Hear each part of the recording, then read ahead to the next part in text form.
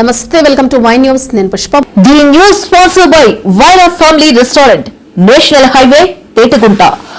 నోరూరించే వంటకాలు, అసలైన మసాలా దమ్ముతో అదిరిపోయే నాన్ వెజ్ రుచులు మీకోసం. విచ్చేయండి Wyra family restaurant, national highway, Tetagunta, Tuni మండలం, కాకినాడ జిల్లా.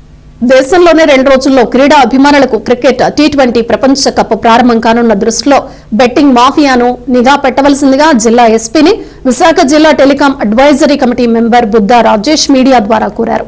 గతంలో దొరికిన బెట్టింగ్లు నిర్వహిస్తున్న మాఫియాను జిల్లాలో సంబంధిత పోలీస్ స్టేషన్ కి పిలిచి వారికి కౌన్సిలింగ్ చేయవలసిందిగా, తద్వారా ఎంతో మంది యువత బెట్టింగ్ మాఫియాకు గురి కాకుండా చూడవలసిందిగా పోలీస్ శాఖకు విన్నవించారు.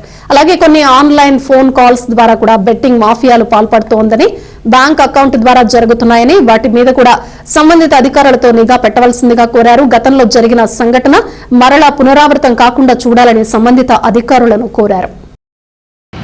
నేను మీ బుద్ధ రాజేష్ని మాట్లాడుతున్నాను.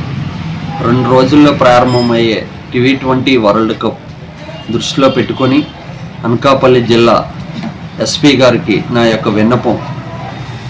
ఎందుకంటే ఈ T20 ప్రపంచ కప్ అనబడికి బెట్టింగ్ మాఫియా చెలరేగిపోతుంది. గత 3-4 సంవత్సరాలు పెట్టి అనకాపల్లిలో, ముఖ్యంగా పట్టణంలోని, రూరల్లోని ఎంతోమంది యువత ఈ బెట్టింగ్ మాఫియా పాల్పడి తెలిసి తెలియని వయసులో వాళ్ళ జీవితాలని చేతులారా నాశనం చేసుకున్నారు. దాన్ని దృష్టిలో పెట్టుకొని గతంలో దొరికిన బెట్టింగ్ మాఫియాని స్టేషన్ పిలిపించి వాళ్ళ చేత కౌన్సిలింగ్ ఇప్పించవలసిందిగా నేను కోరుచున్నాను.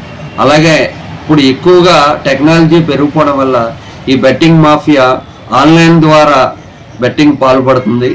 అలాగే కొంతమంది ఫోన్ కాల్స్ మీద కూడా బ్యాంక్ అకౌంట్ల ద్వారా ఈ బెట్టింగ్ ఆన్లైన్ ద్వారా జరుగుతుంది. కాబట్టి వాటి మీద కూడా నిఘా పెట్టవలసిందిగా పోలీస్ శాఖ వారిని కోరుతూ, మరొక యువత ప్రాణాలు అర్పించకూడదని నా ఉద్దేశంతో ఈ వీడియో పెడుతున్నాను. దయచేసి మీరు చర్యలు తీసుకోవాల్సిందిగా కోరుచున్నాను.